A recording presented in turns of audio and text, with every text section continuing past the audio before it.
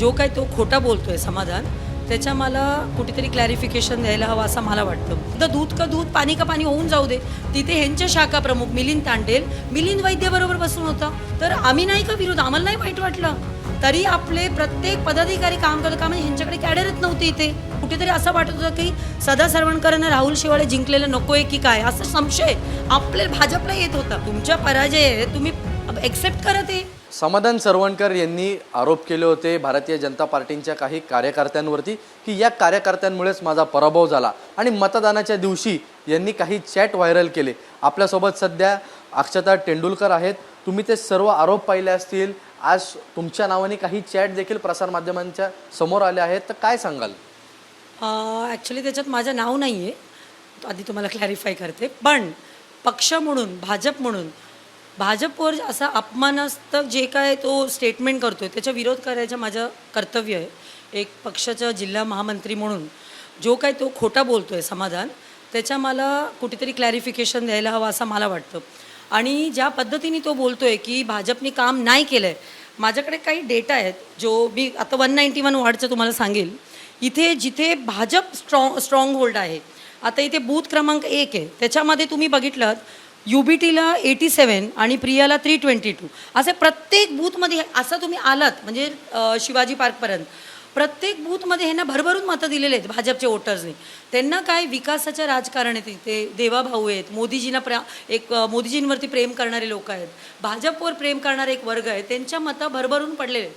पण तुम्ही तसं सिद्धिविनायकच्या साईडला गेलात, तिथे एक शिवसेनेचे बालेकिल्ला आपण म्हणू शकतो. तिकडचं जो गणित आहे म्हणजे पारंपरिक शिवसेनेचे मतदार आहेत, तिथे त्यांचे स्वतःचे शिवसेनेचं म्हणजे शिंदे गटातला शाखा प्रमुख तो स्वतः राहतो तिथे. आणि तिथे तिकडचं मतं तुम्हाला मी दाखवते. हे बघा इथे विशाखा राऊत 439 आणि 204 प्रिया सरवणकर, असे प्रत्येक बूथमध्ये 198 प्रिया, 362 विशाखा राऊत. प्रत्येक तुम्ही तिकडे गेलं ना 226 प्रिया, 331 विशाखा राऊत. म्हणजे तुम्ही एकतरी तुम्हाला अभ्यास कमी आहे. तुम्ही तुमच्या स्वतःचं जो रिझल्ट आहे ते घ्या हातात आणि थोडासा अभ्यास करा. आणि जे काही ते व्हॉट्सॲप वगैरे फिरतायत त्या व्हॉट्सॲप खोटा फ्रेम केलेला व्हॉट्सॲप आहे. तर आम्ही ऑफिशियली सायबर क्राईमकडे आपण ह्याचं कंप्लेंट रजिस्टर करणार आहोत. हा कोणी मेसेज ड्राफ्ट केलं, कुठून आलं आहे, कोणता IP मधून आलं आहे का, म्हणजे आम्ही असं कधीच करणार नाही. आपला पक्षात एक शिस्त आहे, प्रोटोकॉल आहे, ते आम्ही पाळतो. आपल्याला आवडून दे नाही आवडून दे आम्ही काम करतो पक्षासाठी. माझ्या प्रत्येक आपल्या पक्षाचे पदाधिकारी 15 दिवस काही अपेक्षा न ठेवता प्रत्येक वॉर्डमध्ये काम केलं आहेत. पण सेम तुम्ही विचारलात 182ला भाजप लढत होतं, तिथे ह्यांचे शाखा प्रमुख मिलिंद तांडेल, मिलिंद वैद्यबरोबर बसून होता. आणि आपले पक्षाचे काही आपले ज्येष्ठ नेत्यांबद्दल मी नाव नाही घेणार, एक म्हणजे म्हणतात ना एक नको ते एक घाणेरडं एक स्टेटमेंट एक व्हायरल करत होते, स्टेटसवर ठेवत होते.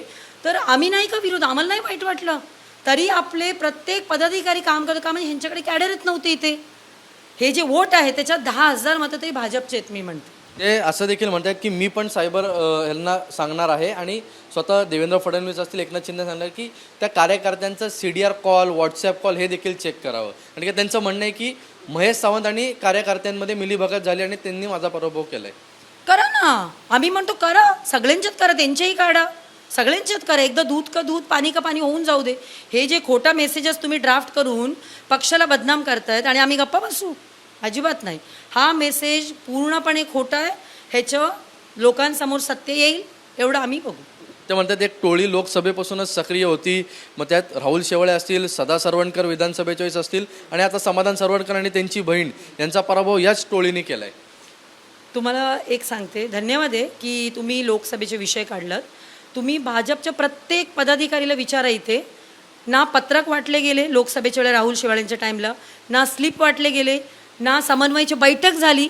आमच्याकडून आम्ही त्यांना विचारत होतो, आपल्याकडून भाजपकडून, का समन्वय बैठक होत नाही, का तुम्ही स्लिप देत नाही, का पत्रक देत नाही.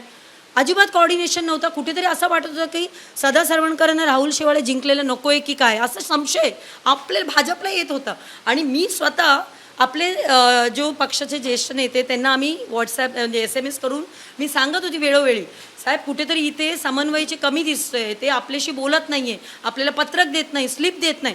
का आपण मोदींवर प्रचंड प्रेम करतो आणि आपल्याला असं वाटलेलं लोकसभा आम्ही इथे निवडून येऊ का, म्हणजे हा जो माहीम विधानसभा आहे इथून आपण मॅक्सिमम मतदान आपलं केलं असतं. इथे फक्त 14,000ची लीड झालेलं तेव्हा. मग समाधान सरवणकर जे आरोप करतात त्यात काही तथ्य नाही. ते म्हणतात की प्रचारात पण दिसले नाही, कुठे दिसले नाही. कोण दिसले नाही? तुम्ही ते व्हॉट्सअप, त्यांच्या फेसबुक बघा, इन्स्टा बघा, प्रत्येक त्यांच्या रॅलीमध्ये त्यांच्या रथवर पण भाजपवाले उभे आहेत. कोण दिसायला नाही? म्हणजे मी तरी जिल्हा महामंत्री. ते आता खापर तुमच्यावर फोडतायत म्हणजे पक्षावर का?